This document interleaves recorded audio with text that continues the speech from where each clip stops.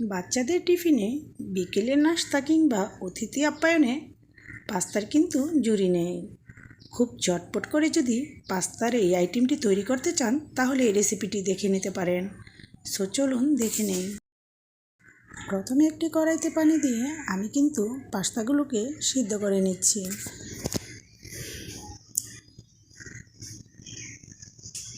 পাস্তাগুলো সিদ্ধ হয়ে গিয়েছে, এখন আমি ছেঁকে নিচ্ছি।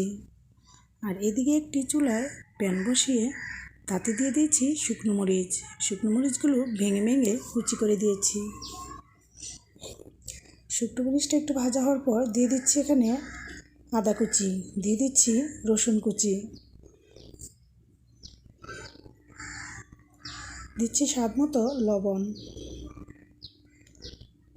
দিয়ে দিচ্ছি পেঁয়াজ কুচি। এবার পেঁয়াজ কুচিটা একটু ভালো করে নেড়েচেড়ে সামান্য একটু ভেজে নিব। পেঁয়াজটা ভাজা হয়ে গিয়েছে, এখন আমি মাংস দিয়ে দিচ্ছি। মাংসগুলোকে আমি লম্বা লম্বা পিস করে কেটে নিয়েছি। আর এখানে আমি মুরগির মাংস ব্যবহার করেছি। মাংসটাকে নেড়েচেড়ে ভেজে নিতে হবে। মাংসটা ভাজা হয়ে গিয়েছে, এখন আমি দিয়ে দিচ্ছি টমেটোগুলো লম্বা লম্বা করে কেটে নিয়েছি।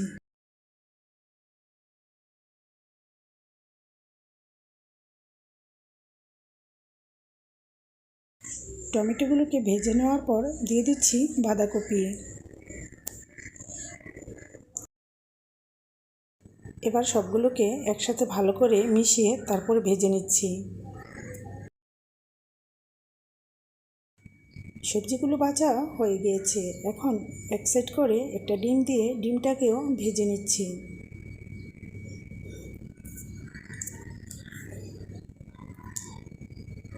ডিমটাকে আস্তে আস্তে করে ভেজে নিতে হবে। ডিমটাও কিন্তু ভাজা হয়ে গিয়েছে। এবার পাস্তাগুলো দিয়ে দিচ্ছি।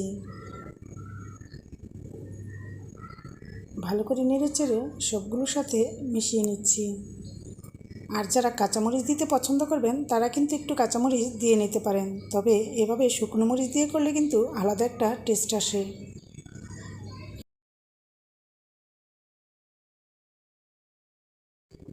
এবার চুলায় একটি প্যান বসিয়ে তেল দিয়ে দিয়েছি ময়দা। এবার ময়দাগুলো অল্প হিটে ভালো করে ভেজে নিচ্ছি।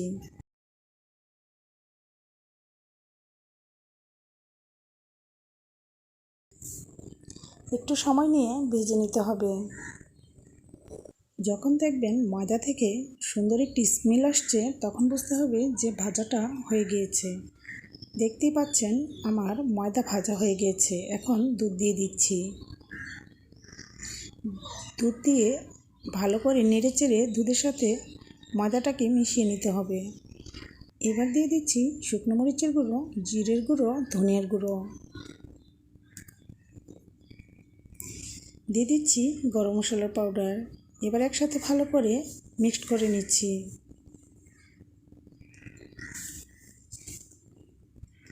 আমার এই সসটি কিন্তু রেডি হয়ে গিয়েছে। এখন আমি পাস্তাগুলো দিয়ে দিচ্ছি। পাস্তাগুলো দিয়ে ভালো করে নেড়েচেড়ে সসের সাথে মিশিয়ে নিচ্ছি। দিয়ে দিচ্ছি পাস্তার মশলা।